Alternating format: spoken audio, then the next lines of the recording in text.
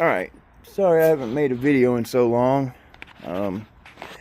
Working and building this by myself, hard to record as well. But it's in the finishing stages. I just took a ride in it. I'll put some clips in. It is definitely a high RPM motor. It doesn't even like to be under probably $4 grand. It just lopes hard. Once you get on it, it smooths right out. And I've had it up to about 7,400 RPM, 7,500 RPM on the street. That's about as far as I could go with it pulling like that. And I have to let off. And that's with no nitrous. I haven't ran any nitrous through it yet. I've got it hooked up and ready to go, but the motor probably has like 5 miles on it. Still has the braking oil in it, so I'm not gonna do that just yet until it's ready. And I've got a little more tuning to do. The carburetor needs to be jetted up a little bit. It's running just a little lean.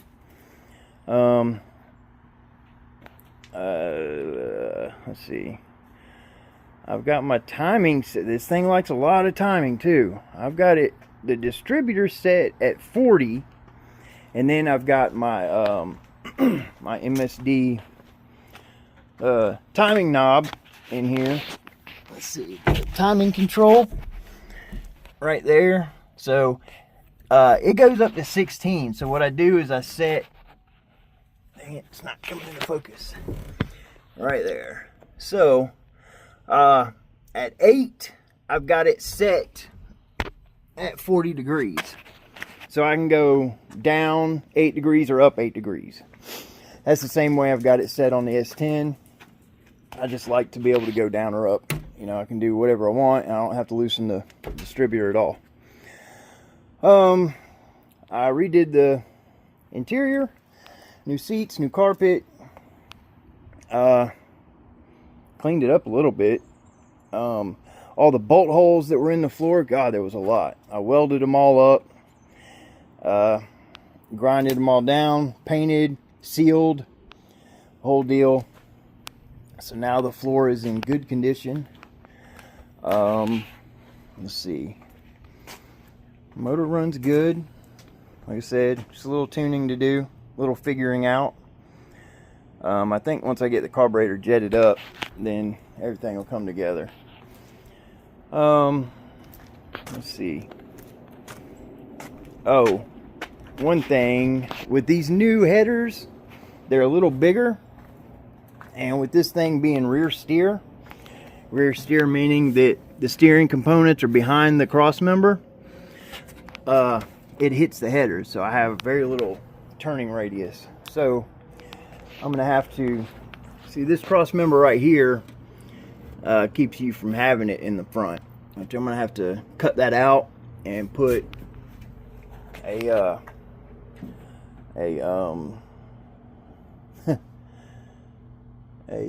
rack and pinion, rack and pinion in it. I've got one sitting ready to go for the S10 when I tear it down, but I need to get one for this and change this to front steer.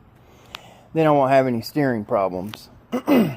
So that's going to be a big, nice little job.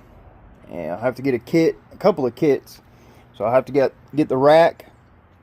And then there's a kit that they make for these cars, the Camaros and the Novas, with everything you need but the rack.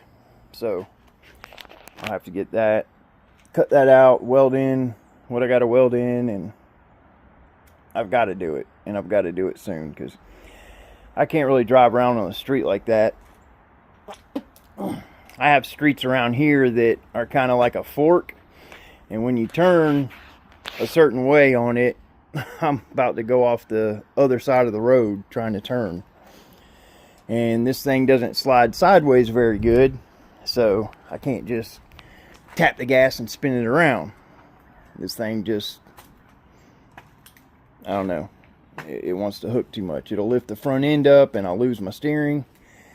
While it was down with no engine, I rebuilt the front end, put all tubular A-arms on it, inch taller ball joint, and set my shocks to where it lifts pretty good on the street, and it gets a lot more grip now on the street. Before, it would just spin. That's it. Nothing but. So while the engine was out and I was doing work in here, new steering column, just a cheapo, that's the cheapest one I could get, really. All my wiring is on a plate under here that's hinged, so it can drop down. I can get to everything. There's the hinge all the way across the bottom of my glove box, and I open it up, and there's my there's my ignition box, so I can get to all my pins, change out whatever I need to change. That's really all I need to get to from in here. Here's the other part of that knob, let's see if you can see it, the timing controller. I love it. I've put that thing on everything, you know, if it's a carbureted setup, but if you got something that runs on a laptop, you don't need it. But it is nice to be able to change it as you're driving if you want to. You'd be surprised on cars like this how much you'd like to change the timing. That works, I think. I don't know.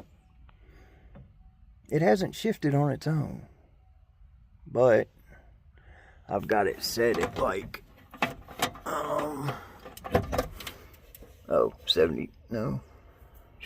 6900, and I guess I have had it in third gear. I don't know. I'm gonna need to take this thing to the track so I can really test everything out. Let's see what else. I got me one of them put in, and I freaking hate it. I always wanted one, but I hate it. If the battery goes below like 12.3, freaking buttons don't work. Pisses me off. I'll tell you that right now.